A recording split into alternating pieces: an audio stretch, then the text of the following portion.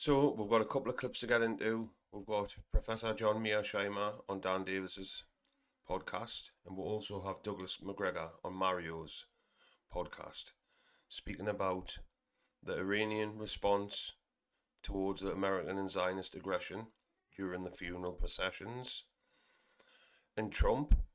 Where does he go from here? But we'll jump into them. And let's look at one of the context of this tit for tat part here too. If the intent from the United States side is to coerce Iran into submission to who knows what, because it's not enumerated, but it's apparently trying to force them into doing something here. That seems to have gotten more complicated because of the Supreme Leader's funeral procession, because it was tremendously popular among the people in both Iran and Iraq, as millions came to each of these locations. And then there was, we see this year that there has been a tremendous desire for revenge against Trump for assassinating their supreme leader. Now, we hopefully we'll have later on this afternoon, if we can get the signal to work, Suleiman Ahmed, who is a Western journalist based out of UK, was, as far as we know, the only Western journalist that was allowed to go with all of the stops throughout this whole procession, all the way through to the final resting place. And he said he was interviewing people at each of the locations. And he said one thing that really stood out to him was the two different things. One was the, as you see there, from this hatred of President Trump for what he did, because they now recognize and now view the supreme leader, who was a divisive figure among many in Iran, now is almost being synonymous with the nation of Iran, with their culture. Ergo, they did that to us, to me, is how he said they were. So there's a lot of anger on that. That has another ramification that you might not, or that some might not have thought about, is that now there's pressure from the people on the government not to have any kind of a compromise with the West. They were apparently unhappy that they signed the MOU in the first place. And the thing that really stood out to me, and I'd like your view on this, is that the Suleiman told me that the thing that surprised him the most was in the first stop in Tehran, when President Pezeshkian came out to say something, he got booed by the Iranian people because he was too much on the let's have a deal with the American side, and they don't want to deal with the American side. What do you make of that? Well, the same thing happened to Arachi, the foreign minister, and they had to pull both of them out before they were physically attacked. As we know full well, Danny, there were lots of people inside of Iran, and some of them were very powerful people who were unhappy with the memorandum of understanding. They thought that Iran should have played hardball and not agreed to sign it. Iran actually had a lot more leverage than the Iranian negotiators understood, and they were foolish to sign that agreement. And furthermore, you can't trust the United States anyway.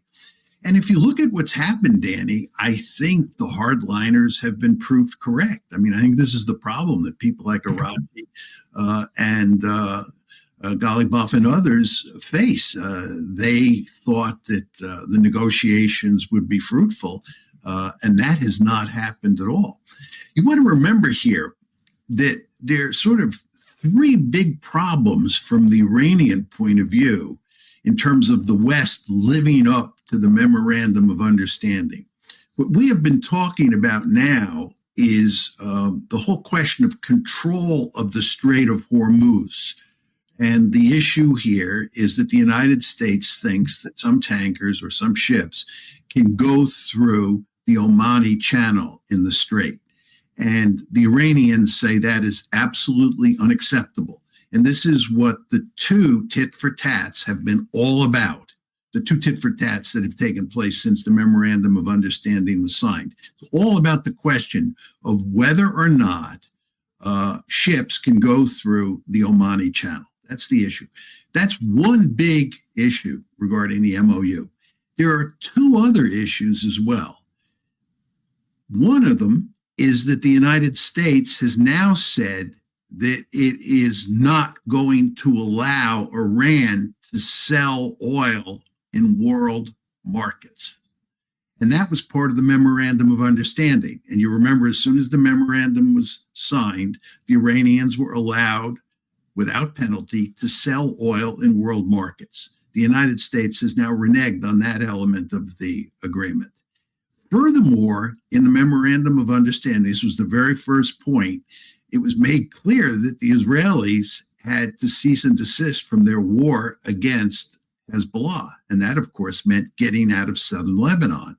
And not only have the Israelis not gotten out of southern Lebanon, but they've continued their war against Hezbollah.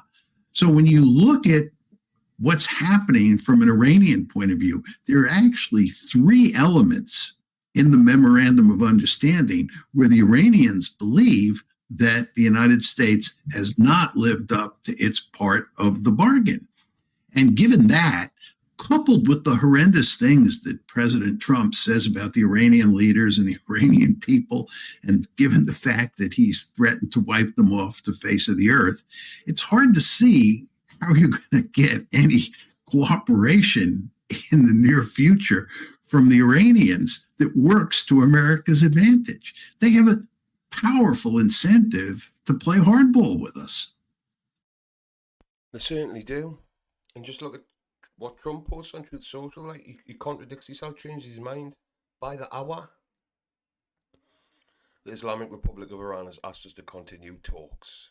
We've agreed to do so, but the United States has stated to them in no uncertain terms that the ceasefire is over. It never started, man. Number one on the memorandum, as Professor John Meirsheimer mentioned, Lebanon. The IDF to withdraw from Lebanon. Netanyahu bombed Beirut that same day. Never mind the Strait of Hormuz. It's tragic. It's tragic, like. And I just cannot see it. I can't see it getting any better, like, to be honest. But we've got another clip. Douglas Macgregor was on Mario's podcast, and he was speaking about Trump and where Trump's possibly... I think until we are... Sorry, it just jumped straight into playing. But it's... You can't... Like you say, Trump changes his mind every day. Every day he's changing his mind. But we'll just jump into this one. I'll show you.